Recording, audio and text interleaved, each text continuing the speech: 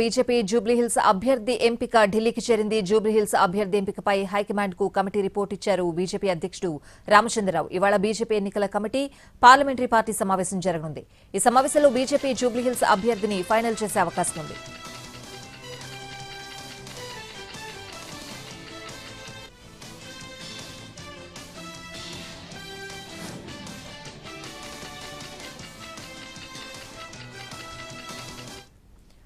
ఇవాళ తుంగతుర్తికి సీఎం రేవంత్ రెడ్డి, మాజీ మంత్రి రామరెడ్డి దామోదర్ రెడ్డి దశదిన కర్మ కార్యక్రమానికి హాజరు కాబోతున్నారు. దామోదర్ రెడ్డి చిత్రపటానికి నివాళులర్పించి వారి కుటుంబ సభ్యులను సీఎం పరామర్శించనున్నారు.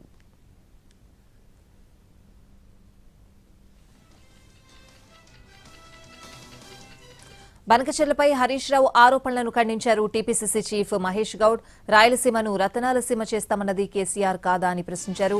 గత బీఆర్ఎస్ ప్రభుత్వ నిర్లక్ష్యం వల్లే జీవోలొచ్చాయని గుర్తు చేశారు. తెలంగాణకు రావాల్సిన నీటి వాటాల విషయంలో చుక్క నీటిని వదులుకునే ప్రసక్తే లేదని స్పష్టం చేశారు మహేష్ కుమార్ గౌడ్.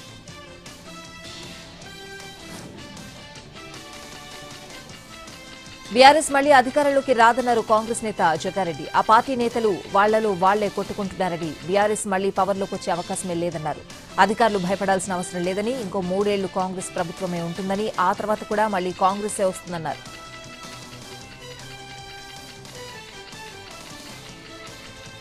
పార్టీ పదవుల విషయంలో తెలంగాణ బీజేపీకి హైకమాండ్ షాక్ ఇచ్చింది. ఢిల్లీలో రాష్ట్ర బీజేపీ అధ్యక్షుడు చేసిన విజ్ఞప్తులపై అధిష్టానం పెద్దలు నో చెప్పారు. ఆఫీసు బేరర్స్ సంఖ్య పెంపునకు అనుమతి ఇవ్వలేదు.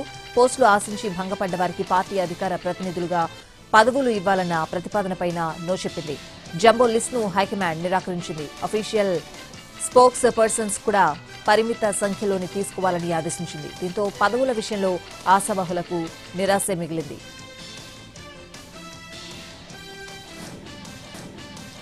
వికారాబాద్ జిల్లా పెద్దేముల్లో హాస్టల్ భవనం పైనుంచి విద్యార్థి దూకడంతో అతని తలకు తీవ్ర గాయమైంది. మాంబాపూర్లోని మహాత్మాజ్యోతి బాపులే గురుకుల పాఠశాలలో ఈ ఘటన చోటు చేసుకుంది. 6వ తరగతి చదువుతున్న విరాట్ తనకు హాస్టల్లో ఉండడం ఇష్టం లేక భవనంపై నుంచి కిందకు దూకాడు. తక్షణమే స్పందించిన హాస్టల్ సిబ్బంది విద్యార్థిని ఆసుపత్రికి తరలించి చికిత్స అందిస్తున్నారు. కొమరంభీం జిల్లా కాగజ్ నగర్ ఎంజేసీ స్కూల్లో ఓ విద్యార్థి పాము కాటుకు గురయ్యాడు. 7వ తరగతి చదువుతున్న విజయ్ అనే విద్యార్థి బాత్రూంకి వెళ్తూ ఉండగా పాము కాటేసింది. స్కూల్ సిబ్బంది విజయ్ని ఆసుపత్రికి తరలించి చికిత్స అందిస్తున్నారు.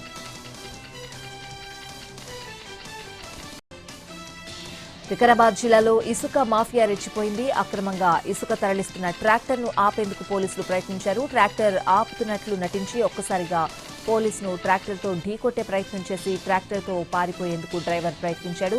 పోలీసులు అప్రమత్తం కావడంతో తప్పించుకున్నారు. పోలీసులు కొద్ది దూరం వెంబడించడంతో ట్రాక్టర్ను వదిలేసి పరారయ్యాడు డ్రైవర్.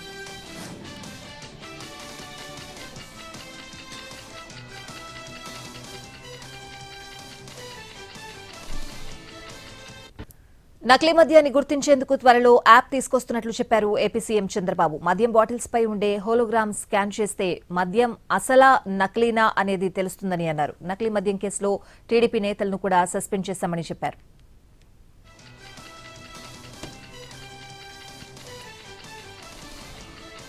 నెల్లూరులోని మైపాడు గేట్లో స్మార్ట్ స్ట్రీట్ వెండింగ్ మార్కెట్ ను ముఖ్యమంత్రి చంద్రబాబు ప్రారంభించారు. 7 కోట్ల రూపాయలతో అత్యాధునికంగా ఏర్పాటు చేసిన స్మార్ట్ కంటైనర్ షాపులను వర్చువల్ గా ప్రారంభించారు.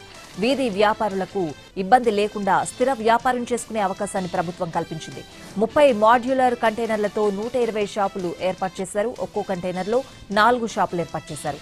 మహిళలు, దివ్యాంగులు, వెనుకబడిన వర్గాలకు లబ్ధి చేకూరేలా వినూత్న ప్రయత్నం చేశారు. పేర్ని నానికి కౌంటర్ ఇచ్చారు హోంమంత్రి అనిత. మాజీ మంత్రిగా పనిచేసిన వ్యక్తి పోలీస్ స్టేషన్కి వెళ్లి పోలీసులను బెదిరిస్తాడా అని ప్రశ్నించారామే. తప్పు చేసిన వ్యక్తికి నోటీసులు ఇచ్చి స్టేషన్కు పిలిపిస్తే తప్పేంటని అడిగారు. పేర్ని నాని తీరు పోలీసులు అవమానించేలా ఉందని, తప్పకుండా చర్యలు తీసుకుంటామని చెప్పారు హోంమంత్రి అనిత.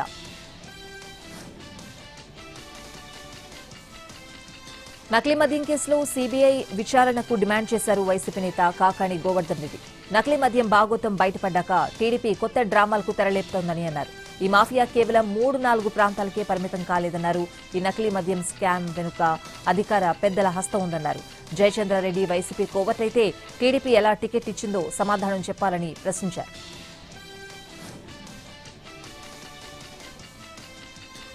నెల్లూరు జిల్లా కొడవలూరులో అగ్ని ప్రమాదం జరిగింది. నార్త్ రాజుపాలెంలోని వినాయక కాలనీలో విద్యుత్ షార్ట్ సర్క్యూట్ కారణంగా గిరిజనులు నివసించే 4 పూరీలు అగ్నికి ఆహుతయ్యాయి. ఈ ఘటనలో సర్వం కోల్పోయి కట్టుబట్టలతో రోడ్డున పడ్డామని బాధితులు ఆవేదన వ్యక్తం చేస్తున్నారు. ప్రభుత్వం తమను ఆదుకోవాలని కోరారు.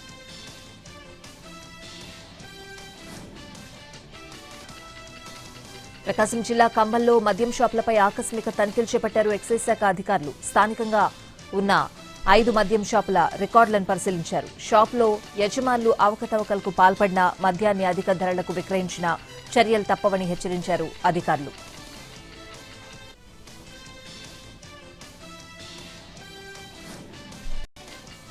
నంద్యాల జిల్లా ఆత్మకూరులోని టర్నింగ్ సమీపంలో రోడ్డు ప్రమాదం జరిగింది. మధ్యమత్తులో ఓ లారీ డ్రైవర్ అదుపు తప్పి డివైడర్ను ఢీకొట్టాడు. అదృష్టవశాత్తు ఆ సమయంలో అక్కడ ఎవరూ లేకపోవడంతో ప్రాణ నష్టం జరగలేదు. ఘటనా స్థలానికి చేరుకున్న పోలీసులు లారీని పక్కకు తరలించారు. డ్రైవర్ క్లీనర్లను అదుపులోకి తీసుకున్నారు.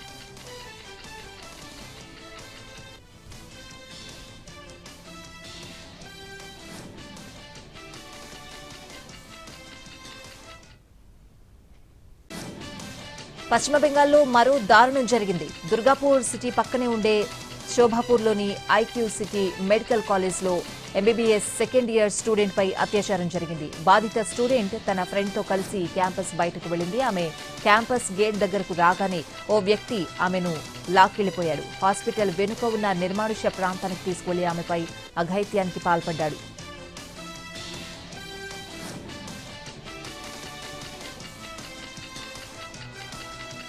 తమిళనాడు శివకాశిలోని బాణసంచా కేంద్రంలో పేలుడు సంభవించింది. క్రాకర్స్ షాపులో షార్ట్ సర్క్యూట్తో మంటలు భారీగా చెలరేగాయి. ప్రమాద సమయంలో ఆ ప్రాంతంలో ఎవరూ లేకపోవడంతో ప్రాణ నష్టం తప్పింది.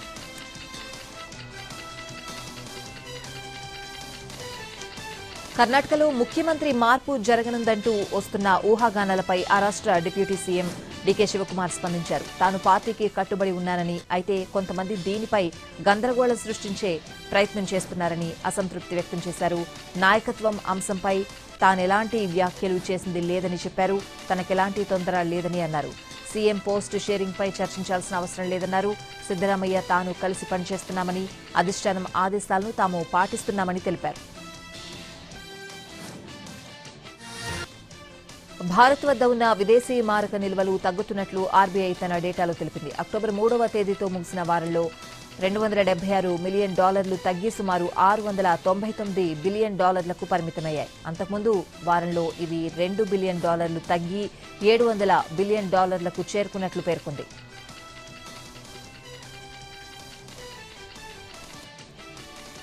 విజయ్ దేవరకొండ కొత్త సినిమా రౌడీ జనార్దన్ ప్రారంభమైంది. రాజావారు, రాణిగారు సినిమాతో మెప్పించిన రవికిరణ్ ఈ మూవీకి డైరెక్టర్ గా పనిచేస్తున్నాడు. ఈ చిత్రంలో విజయ్ సరసన కీర్తి సురేష్ నటిస్తోంది. గతంలో వీరిద్దరూ కలిసి మహానటి మూవీలో పనిచేశారు. యాక్షన్ కథాంశంతో ఈ చిత్రాన్ని రూపొందించనున్నారు.